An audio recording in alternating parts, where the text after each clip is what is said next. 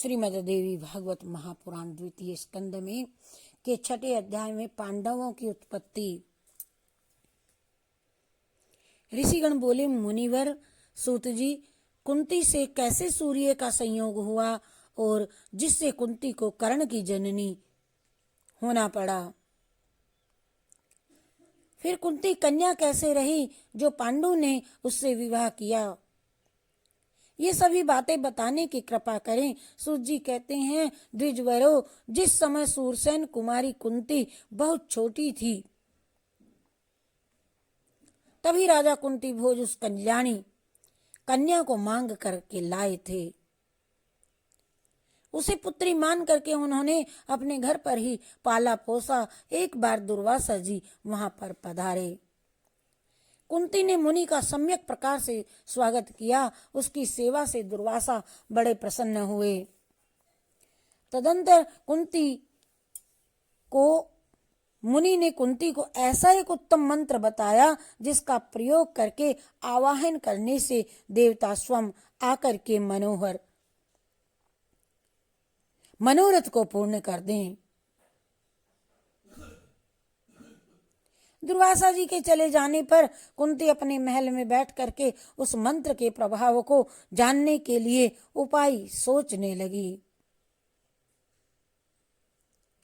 उस समय सूर्य नारायण आकाश में विराजमान थे। उन पर कुंती की दृष्टि पड़ी। मंत्र का प्रयोग करके उन प्रखर किरणों वाले सूर्य का आवाहन करने में कुंती जुट गई। आवाहन करते ही पहले मंडल से एक परम मनोहर पुरुष का रूप धारण करके भुवन भास्कर अंतःपुर में कुंती के सामने आ पहुंचे।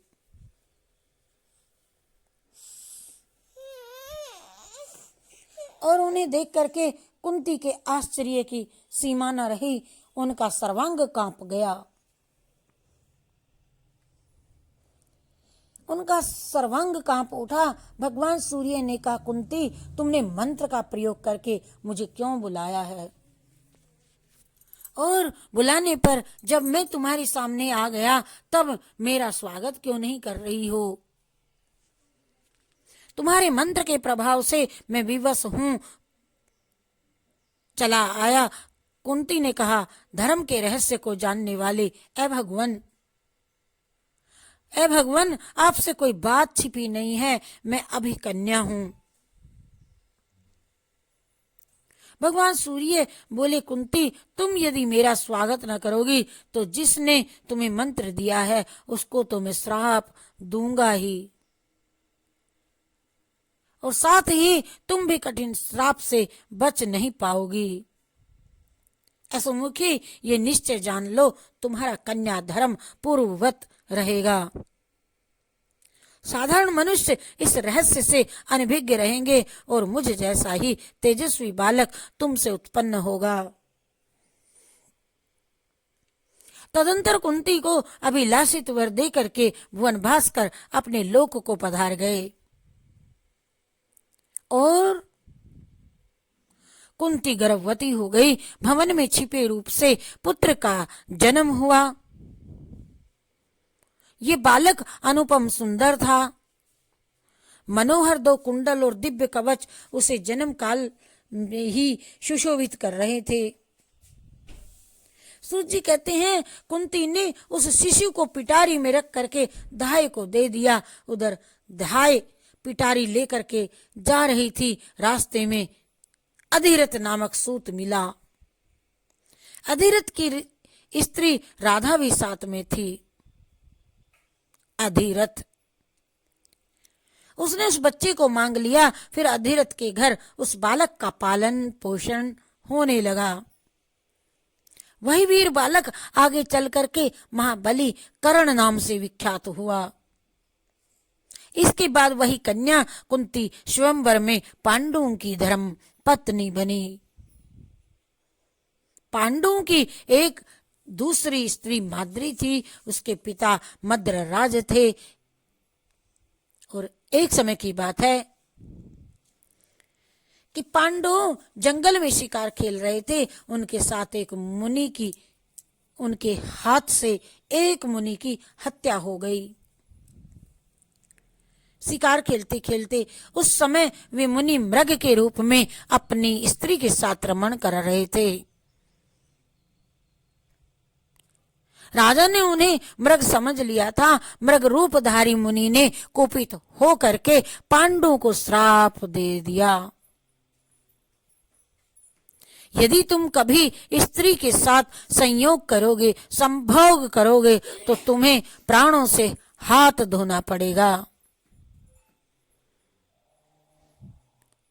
मुनि के यूं शाप देने पर पांडु को बड़ा शौक हुआ। वे अत्यंत दुखी हो करके राज्य का परित्याग करके वन में रहने लगे।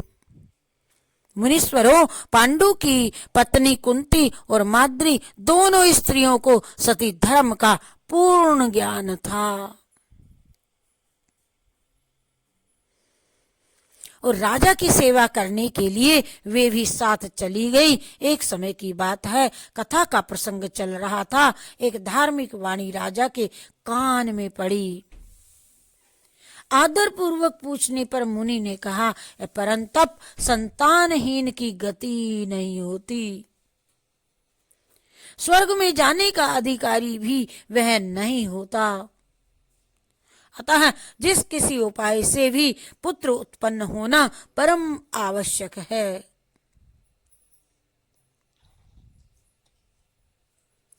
कैसा पुत्र?